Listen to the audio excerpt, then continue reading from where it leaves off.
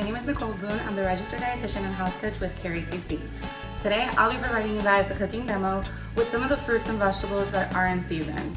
So get ready and let's get cooking.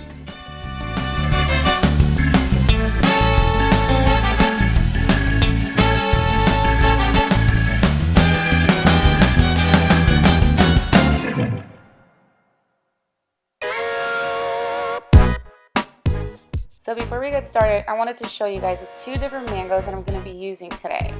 Now the one on the left is a lot greener, and as I'm trying to squeeze it, you see that it doesn't really change shapes. Now the one on the right is a lot more yellow. It has a little bruise, and when I squeeze it, you can see that I can actually press my thumb down a little bit. And this is actually perfect for today's recipe. So since mangoes are in season, and if you do have a mango tree, you probably have so many mangoes you don't know what else to do with them.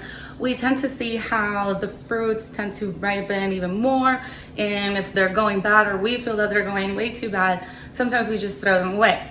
Now, because they're not as fresh, if you like your fruits to be a little bit more firm, it's going through that process, that aging process, that the fruit starts to get a little bit mushy. So what can we do with fruits and vegetables that they're not as pretty in appearance?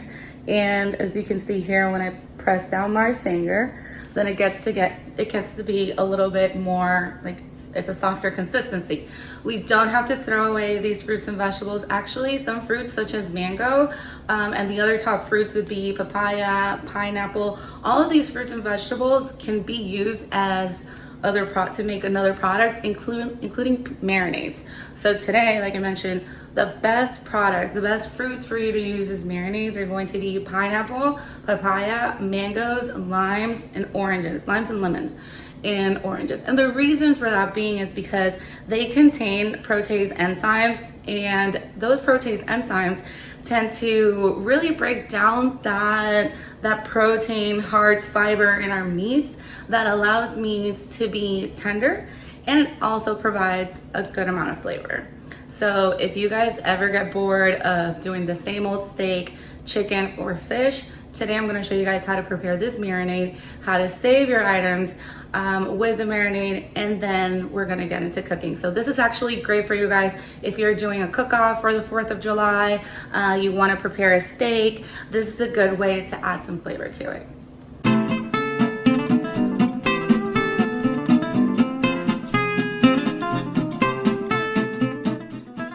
So before I get started with the marinade, I decided to add the salt directly to the sirloin instead of to the marinade.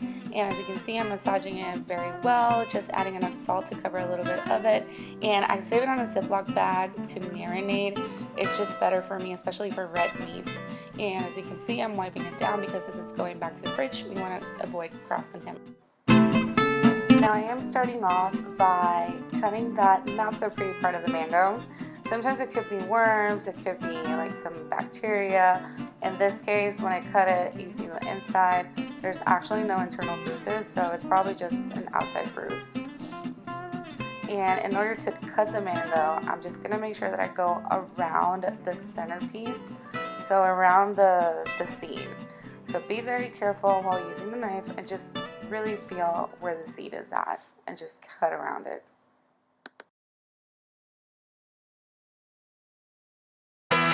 Carefully remove the skin from the mango, and you can actually save the skin for later. You can use it for infused waters, or if you're grilling your meat, you can actually place it on top of your meat so it continues to get some more of that nice sweet mango flavor. Now in order to make the juice, just make sure that you add all of the mango, including the juices, into a blender. Blend in until the consistency is nice and smooth.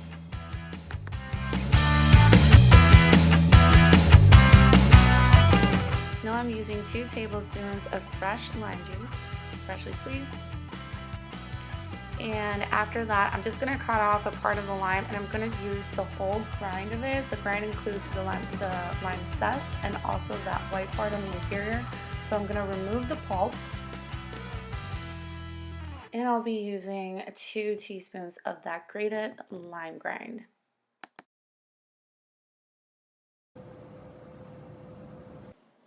I'm obtaining 2 tablespoons of the lime zest by using a peeler, and dice up 2 fresh cloves of garlic. Now the recipe calls for 2, but I wouldn't be shy with the garlic. If you want to add more, I would say go for it.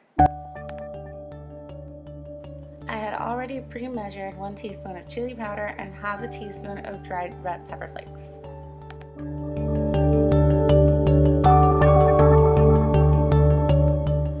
Add 2 tablespoons of extra virgin olive oil to all of the mixture, all of the ingredients together, and now just stir. So today I got 2 protein options for you. I'm going to be using the sirloin, the sea bass, and some mushrooms.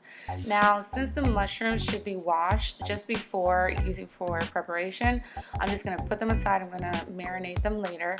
First off, I have the sirloin. I'm just going to dump in some of the mixture to it. And you just want to make sure that you cover enough of your steak. It doesn't have to be a lot of the mixture, just enough to cover the whole thing. So the reason why I like to use a plastic bag for marinade, especially for chicken and for red meats, is that you can actually massage the meat with it. And I let it marinate for a whole day, overnight. Now for my fish option, the sea bass, which is a great type of flaky, buttery fish, I don't use a Ziploc because I don't really have to massage the fish or anything. This type of fish tends to just grab those flavors beautifully. It's very easy to marinate. It doesn't have a heavy type of taste. It's not very fishy, as some of you might say. So whatever you add to it, whatever condiments you add to it, that's what it's going to taste like. I saved that leftover mixture, and that's what I'll be using for the mushrooms. And I also have some leftover mango juice, which I will use later. Cook your steak until it reaches an internal temperature of 135 degrees Fahrenheit, or for about 5 minutes on each side.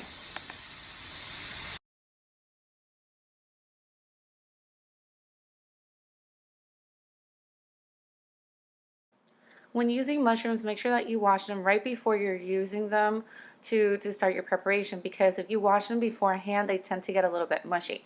So I just diced them up, no particular size or shape, just randomly. And then I added the marinade and let it sit in the refrigerator for about 30 minutes.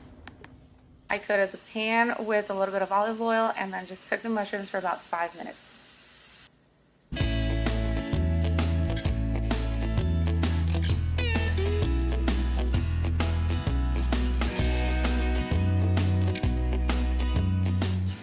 Now for this recipe, I really do encourage you to be a little bit creative. And you don't really have to measure everything unless you're counting your macros, etc. But for this one, as you can see, I'm using the more yellow type of mango. So it's more sour, it's a firmer consistency, and it's slightly crunchier than the other mango that I was using. But in order to give this recipe some contrast, I also decided to just add a little bit of that more ripe mango. So this one is softer, it has more of those juices, and it just gives it like more contrasted flavor. Later on, I added my cilantro, and I do like to use the scissors for the cilantro because it's just easier than just chopping with a knife. By adding the beans, I'm adding not only starches but also a lot of fiber and some protein into my dish. And then of course a little bit of lime juice. Again, this one is to taste, so it's completely up to you how much you add. Throw in those red onions that give it a nice contrast in terms of flavor. And again, this is to taste. I ended up adding everything after all, and just stir. And voila, you're ready to go.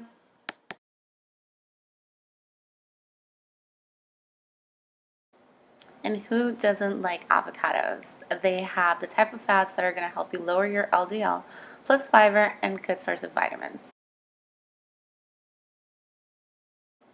Now during this recipe, the main takeaway I want you guys to take is that, you know, the common guacamole is only going to have the avocado, some cilantro, the lime juice, maybe some onions. But in this case, we're adding some other nutrients, which, as you can see here, only the mashed avocado, there's not a lot of volume. But with these added ingredients, we're going to add not only volume, but nutritional benefits.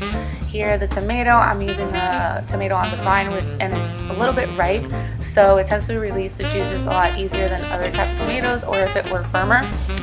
And so tomatoes provide antioxidants, including lycopene, which has been related to the decrease in incidence of cancer, as well as the red onions that I'm adding now. I added some corn for extra fiber and some starchy feeling, and of course some hot spicy jalapenos, which are of course optional. Again, I'm adding my cilantro using the scissors. It's so much easier, less messy, and I get to use more of the product. Squeeze in some of the lime juice and go ahead and stir. Now I want you guys to think about earlier when it was only the mashed avocado, it was so much less of the volume versus what we have now.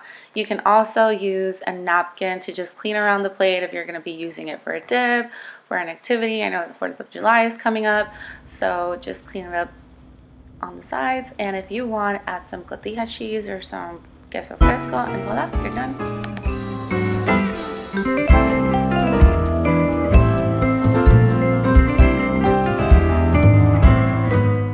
Now let's switch it up to watermelons. Now this fruit is not only delicious, but it also has a lot of nutritional benefits. It improves cardio health because of citrulline that is present in the white portion of the fruit. It also has vitamin A, B6, and also C, and did I mention it is delicious? Now I'm just starting off cutting the watermelon, and I'm preparing 3 recipes with the same watermelon. The first thing that I'm going to do is continue to prep. So I'm actually going to be turning the watermelon into a bowl that we will use later on. I'm just removing the actual fruit part with a simple spoon. And I make sure that you do transfer the juices into that separate bowl because you don't want to lose those juices. Those juices, we're going to use it later on. Once your bowl is nice, clean, and ready, you can actually cut the bottom part to make it flat. That way you can avoid the bowl from rolling.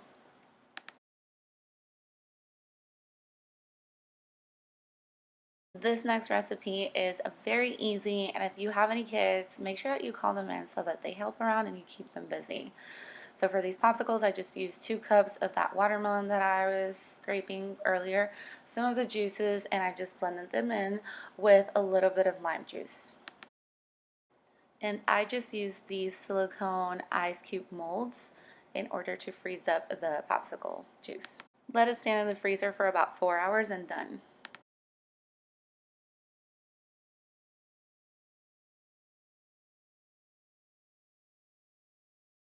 So I want to show you guys another way that you can prepare your watermelon bowl. So I went ahead and cut a couple of pieces like in a square type of shape because these watermelon chunks are the ones that are going to go into my salad. Later on, I added my Juliet cut red onions, and you don't really have to follow this same step to step. You can actually add the watermelon first.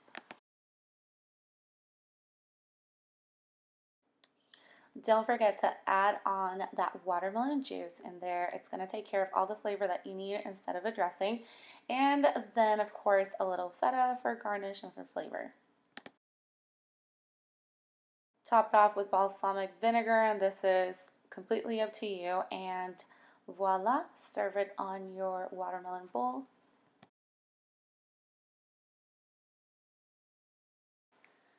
Now for this next recipe, I'm really gonna let you experiment on your portion size, and I'm not gonna be very specific. I'm gonna give you 2 options. One of them is going to be a more savory, salty kind of pizza, watermelon pizza. The other one is going to be more of a sweet touch. So the base is going to be, for the savory one, we're gonna use balsamic vinegar, and we're also gonna use some ricotta cheese. So first I added the balsamic vinegar, and this one first because the watermelon itself is going to absorb that liquid. Then I'm adding this part skim ricotta cheese, and I just did a teaspoon per wedge. And the ricotta cheese is just going to provide you a little bit of that fat so you stay full for a longer period of time.